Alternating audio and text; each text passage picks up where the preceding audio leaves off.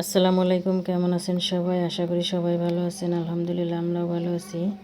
আজকে কচুর শাক দিয়ে ইলিশ মাছের সুন্দর একটা রেসিপি শেয়ার করব আপনাদের সাথে। কচুর শাকটা সুন্দর করে কেটে ধুয়ে নিয়েছি। এখন এই যে আমি কিছু কাঁচামরিচ দিয়ে সিদ্ধ করে নিব। এই যে আস্তে আস্তে সিদ্ধ করে নিচ্ছি। সিদ্ধ হয়ে গেছে। এখন আমি একটু ডাল ঘুটনি দিয়ে ঘুটে নিয়েছি। দেখেন দেখতে কত সুন্দর হয়েছে। এই যে গোটা হয়ে গেছে। এখন আমি এটা রান্না করব। কড়াইতে তেল দিয়ে একটা তেজপাতা আর একটু জিরা, রসুন, পেঁয়াজ কুচি দিয়েছি। সুন্দর করে এটা ভেজে নেব। এখন আমি এখানে একটু শুকনো মরিচ দিয়েছি, দেখতে ভালো দেখার জন্য, আর খেতেও একটু ভালো লাগবে। এখানে জিরা বাটা আর রসুন বাটা, আদা দিইনি আমি ইলিশ মাছে, রসুন দিয়েছি কচুর জন্য। এটাও একটু তেলে ভেজে নিব, জানি গন্ধটা চলে যায়। এই যে ভাজা হয়ে গেছে। এখন এখানে মরিচের গুঁড়ো, হলুদের গুঁড়ো, লবণ দিয়ে মশলাটা সুন্দর করে কষিয়ে নিব।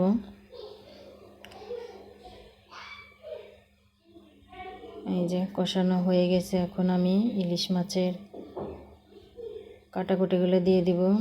এখানে আমি পুরো মাথাটা দিইনি, কারণ শাক কম, মাছ বেশি হয়ে কাটা কাটা হয়ে যাবে, সেজন্য শুধু বড় কাটাগুলো আমি দিয়েছি।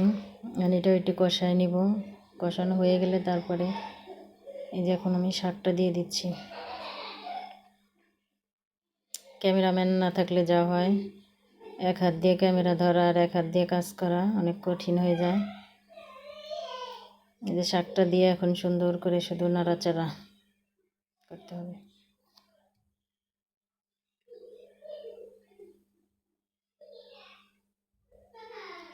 আমার ভিডিওটা ভালো লাগলে প্লিজ আমার চ্যানেলটা সাবস্ক্রাইব করে দিবেন। এই যে এখন শুধু নেড়ে চেড়ে নিব।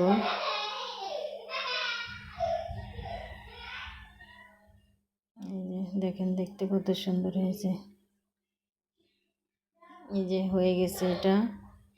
এখন কিন্তু কড়াইয়ের সাথে আর লেগে যাচ্ছে না, একদম তেল ছেড়ে দিয়েছে, মানে হয়ে গেছে এটা।